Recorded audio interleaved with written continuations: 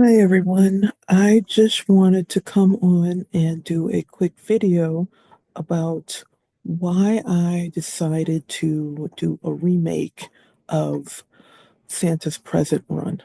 So let me go ahead and talk to you about that really quickly, as well as some lessons that you can learn from what I went through with this development process. So, going into the remake, I fully realized that even on its first release back in 2014, as my first ever game release, it really was not that great of a game. And I think that the artist and musician that I hired did great work and they were fun to work with, but I accept full responsibility for the fact that the game was a dud. But the important thing for me then, as now, is that the game is a step in the learning process. Now, I know that most developers do not have a hit game on the first try. And I think one of the games that really comes to mind for me is Stardew Valley, which I thought was like the developer's first game, and it had really outstanding success. And actually, the developer Concerned Ape is pretty much, who I hope to have success like at some point. But I didn't even realize that until recently that he made a game before Stardew Valley as well. And he said that his first game was pretty embarrassing now that he looks back at it. But even his first game wasn't a smash hit.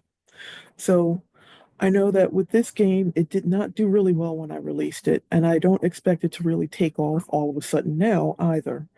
I know I made a lot of bad choices when I first made the game, which I wrote about in my post-mortem for the game. It's not even the type of game that I would really play myself.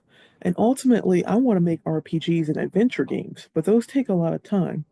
So I wanted to use my first game that I made to at least start learning more about the game development and business process while I was on a limited schedule due to other commitments. So, what were my reasons for doing this remake of the game, and what can you learn from it? So, one of the big things was that, first of all, that people were asking about the game.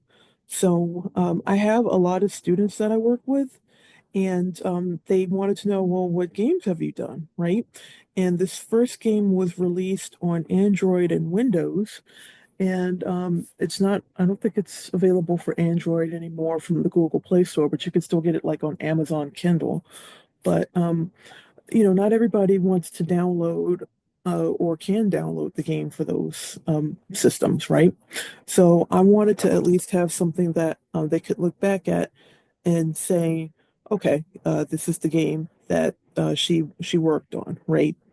Um, and I always do tell them that no, I guarantee you have not heard of this game, and no, it really is not good. But as an instructor, if I can't use it as a good example, I can at least use it as a horrible warning, as that old quote goes, right?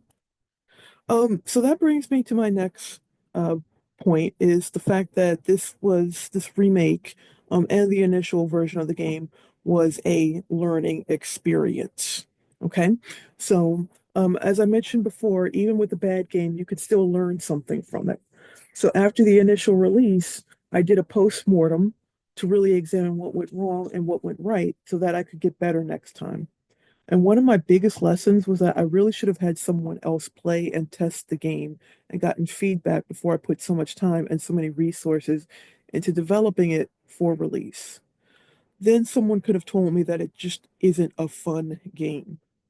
I did learn from that, and I reskinned the game back in 2015 to have a non-holiday theme. And after taking it to several game developer conventions where hundreds of people could play test it, I even had little kids tell me that they didn't want to play it. So that's a pretty significant warning sign that I should have gotten early on in the game development process. So the next game that I took to a convention called Brain Bouncer, which there's a page up for it on itch.io, but I'm going to also probably remake it for a browser version as well. That got a lot of positive review. Um, I actually had people coming back to play the game and finish all of the levels. So that's the kind of feedback that you want to get for your game. All right. And as a side note, as I mentioned, I'm actually working on expanding that game. I just got sidetracked with some other things that I was working on, and got a little burnt out, but I'm going to get back to that game so you can play it in the web browser as well. All right, so for this, that was what I learned from the initial release.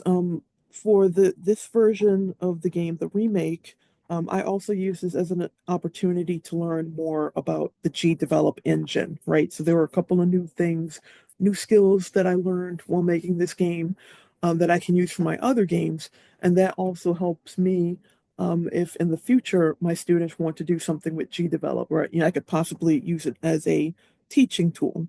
So, this was not a wasted process, even if it's releasing a game that, quite frankly, probably kind of stinks and no one likes it. So, um, okay. And the last major reason that I did this remake was that there's still the possibility of feedback and improvement, right? So um, I'm not, like I said, I'm not really expecting that this game will all of a sudden have some miraculous turnaround and become a hit game, okay? But that being said, one of the things I do like about GDevelop is that if you release games on their site, they have a feature that allows players to leave feedback for your game.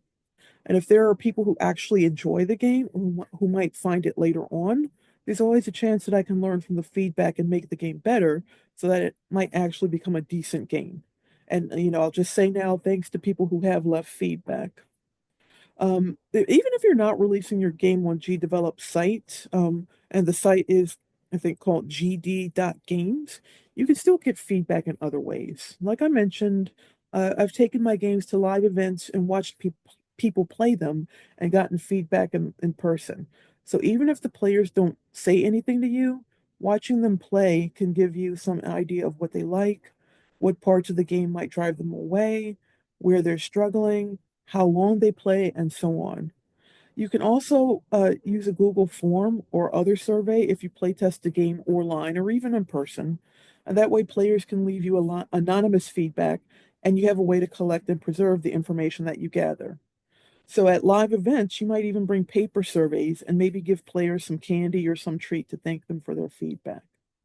So that's why I always say that I'm open to feedback. And lucky for me, this game isn't a multi-million dollar fail because there have been some big games and major studio releases that bombed on release. Some of the developers were able to eventually get the games back on track, while others weren't so fortunate. And if you're a gamer, you can probably think of some games that did really bad on release and either did or didn't make a comeback. Um, so yeah, and we're also lucky that in this digital age of games, your players have the opportunity to download updates and improvements, right? So when I was a kid, if you bought a Nintendo or Atari game, or some game that was just really bad, you were pretty much stuck with what was on the cartridge or the disc. And that's how you got copies of games that ended up buried in bulk in a landfill somewhere in the desert, right? Um, of course, the ideal, we still want to try to put out a good game upon initial release rather than putting out a bomb and then expecting disappointed players to check back later for updates. But hey, everyone makes mistakes, right? Maybe you can still set things right. So I'm not guaranteeing that will happen for this game. Maybe the whole game concept itself is flawed, but there's no harm in trying, right? So those are some reasons why I did make this game remake, and some tips that might help you if you find yourself in a position where you have a dud of a game on your hands. So I just wanted to share that with you, and hopefully you found it helpful. And please go forth, make games, and don't be afraid to make some major mistakes with your first games, okay? All right, thanks everyone. Have a good day.